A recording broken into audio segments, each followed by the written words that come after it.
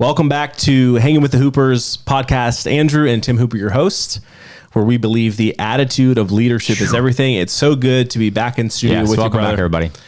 Exciting topic to Very unpack exciting today. Yes. Before we unpack it, though, drop in the comments. Yes. Drop in the comments in the last week an experience you had from a brand, an organization, somewhere you shop online, maybe your local coffee shop, local flower shop, somewhere, an experience that made your day. Drop it in the comments. Are we going to do a giveaway drawing for people who leave a comment? Best experience giveaway, sure.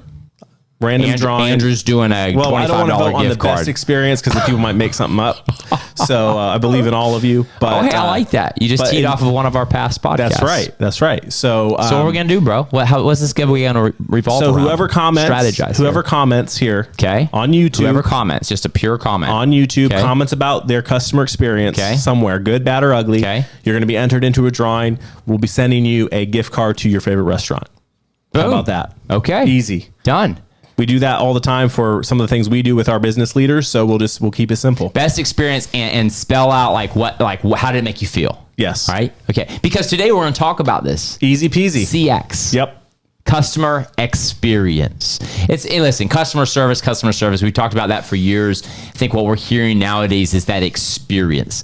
Millennials, Gen Zs, they're holding the purse strings, right? They statistically, they're coming up and in real estate, they're buying houses, they're making money moves. Like they are expecting an experience. They are not going to get on the phone and spend an hour with an agent.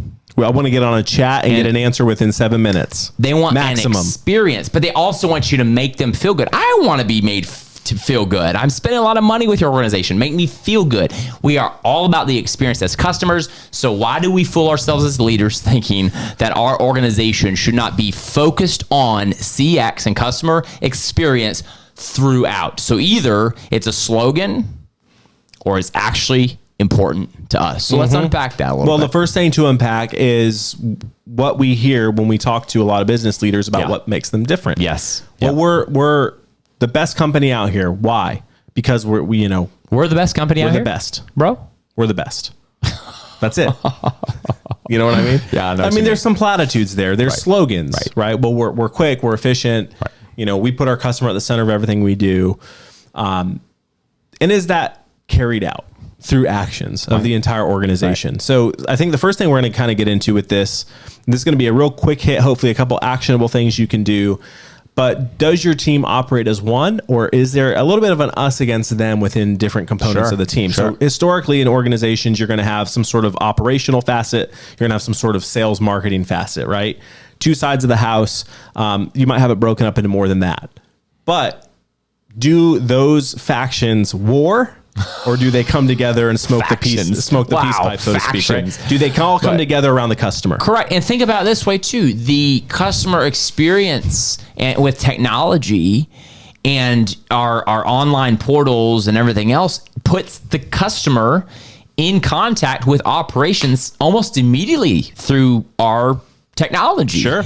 So if we're not driving home some key aspects of the customer experience through our organization. For instance, as a branch manager, you may be feeling like, the receptionist, the person on the front line, the teller, let's just take your banking example, right? The teller, the person sitting out there on the floor, that welcoming committee, maybe the branch manager. I'm testing your branch banking knowledge.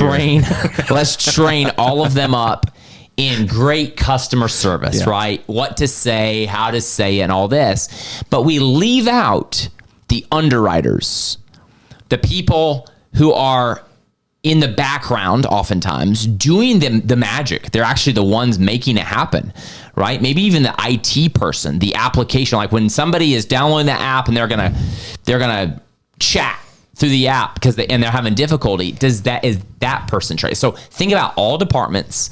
I believe the customer experience, why it's so important, is it is an all hands on deck team sport that will actually take our organization from us versus them to a one-minded sales organization where everything revolves around the customer experience, making them feel like the star of the show, being realistic with expectations. But really, I wanted to really hopefully unpack today, because you could go in so many directions with customer experience and customer service. Big topic. Yes, but I want to unpack today something that stood out. So we've been doing this mastermind with all of these frontline managers across the Mid-Atlantic, 7 states. Yep. And we have landed on something that we didn't really expect to land on, but we're hearing all this feedback about the little tiny things that actually equal big, gigantic things. And isn't it true? It's the little thing that somebody did through what you just dropped in the comments. Usually those are little things that they did. It made you feel like $1 million. It was so tiny, so small, but they figured out how this company, this organization, this brand that you love shopping with, they figured out how to scale that small thing to make it work. Yeah. So companies actually figured something out. Yeah. Right. They figured out, large organizations spend a lot of money to survey and figure this out from consumers. When somebody has to wait to get an answer for the customer from somebody else on the team for something that the customer perceives as small, your customer experience scores, the perception of your company goes way downhill very fast. Wow. So companies figured out how to empower their frontline teams, the largest companies out there, Fortune 500, how to empower their frontline teams to make small decisions up to a certain dollar limit if it involved money, to be quick. Wow. And on the front end, you eliminate immediately. Think about these long wait time queues and chats and phone calls, whatever. You create empowerment on the people dealing with things to make decisions for X problems that you come across consistently. And all of a sudden, you see immediate JD Power scores improve. You see immediate customer service and reviews and everything above board. All the above start coming up. Right. Simply because you gave the people on the front line the ability to make certain decisions. Yeah. So do you have that right now? Right?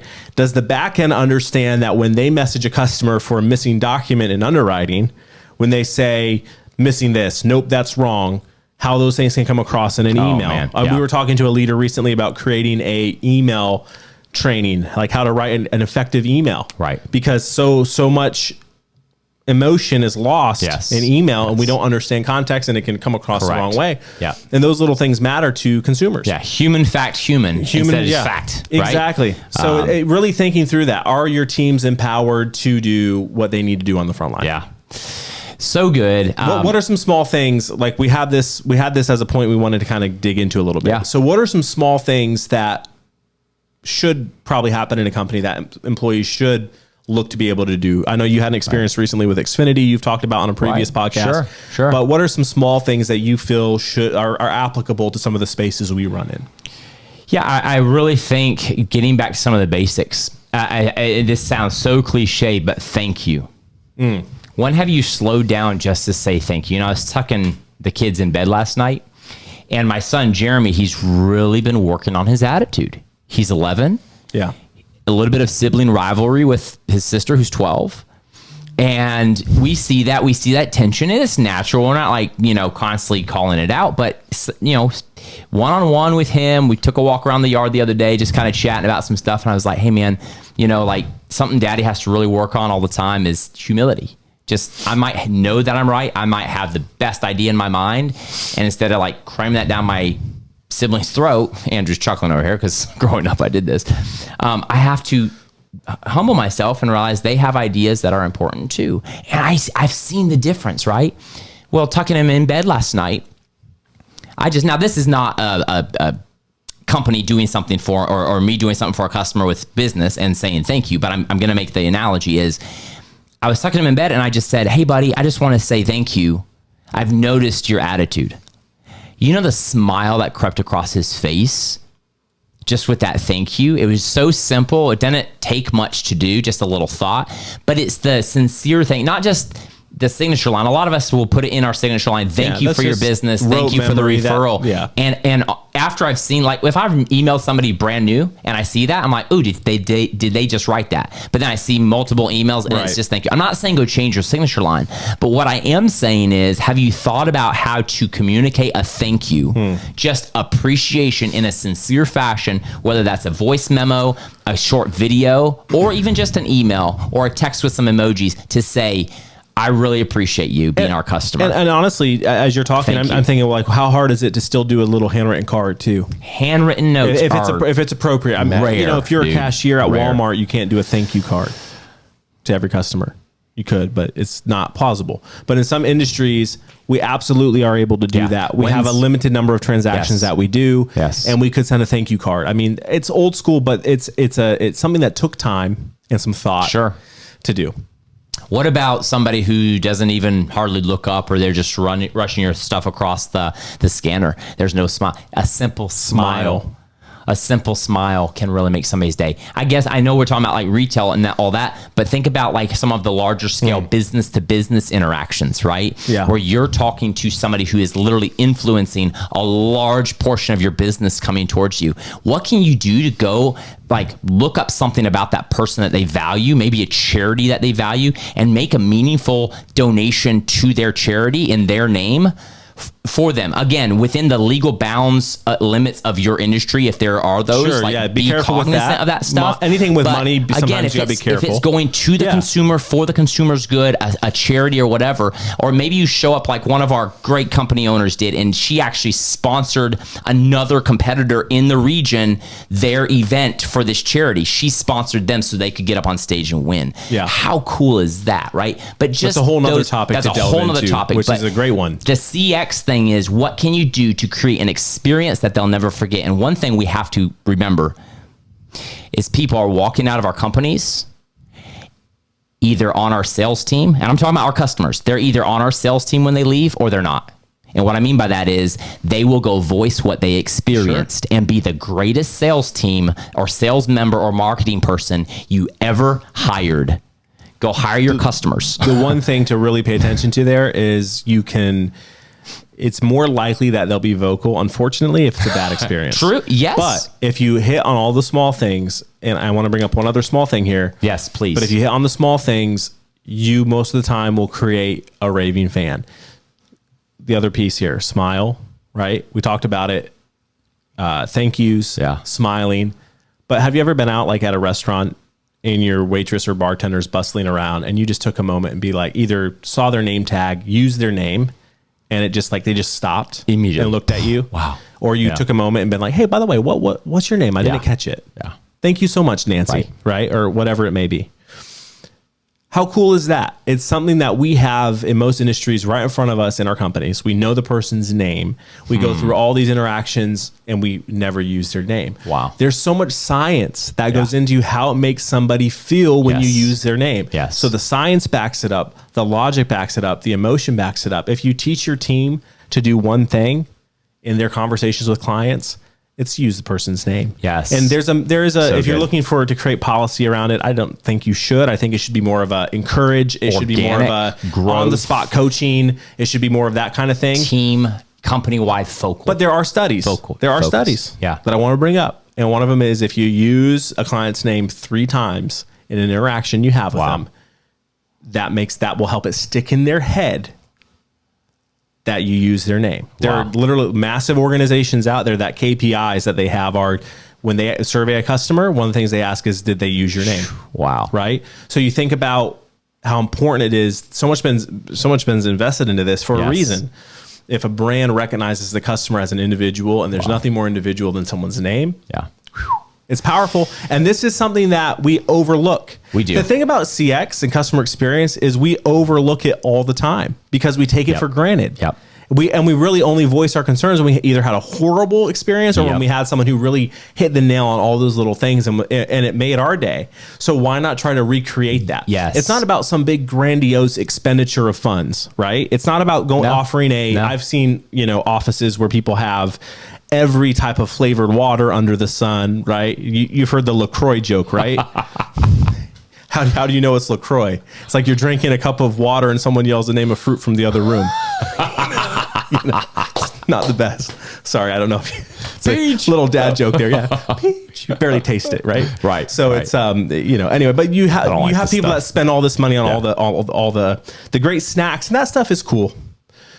But if you have all that and you don't use someone's name and you don't smile and there's no energy, there's no contagiousness. That all is just going to go by the wayside. I love you can't buy customer experience. It has to just be caught. Yes. And if it's caught, it's one of the most powerful things. Everyone feels it. Yeah. Everyone feels it. So again, and this is not taking somebody who's in underwriting or somebody who's in the back office operation and making them into a receptionist. effervescent, over the top, whatever. No, but it's actually just training on some of the scientific methods of, again, like Andrew said, using the person's name, changing the email structure just a little bit, like, hey, address this. Hey, thank you. So adding some of that humanity to a fact that you're transmitting through the airwaves on email. So those things matter. The little things matter. And also, here's the other thing: poll your team, make a competition out of this. What are some things that you can do this month as a team to make customers' days? Your frontline folks will love you for asking, and you will get great ideas as a leader. And please, you mentioned the restaurant. Don't ever discount your influence as a leader.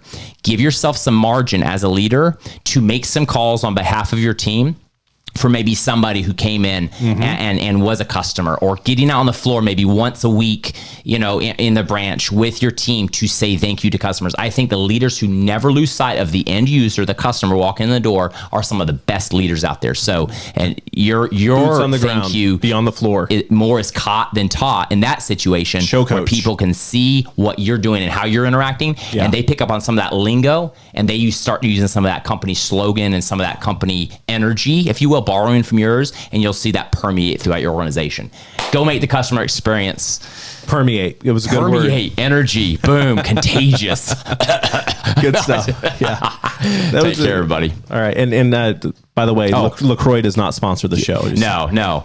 And real quick, Andrew, you're gonna reach out. How are you reaching out for this giveaway? So if you we will tag you in a comment. We'll tag the winner in a comment. There you go. We should probably put a little bit of a time limit on it. So we're going to run this from the date that this podcast Statute drops. of limitations. Yeah, within 2 days. Yeah, we'll post on social media, all that. So make sure you come comment here. We'll post it in the comments. Gift and card, baby. CX, and then you can email us your email. CX for the Hanging with the Hoopers tribe. That's all right, guys. Thanks for being here with us. All right. Bye.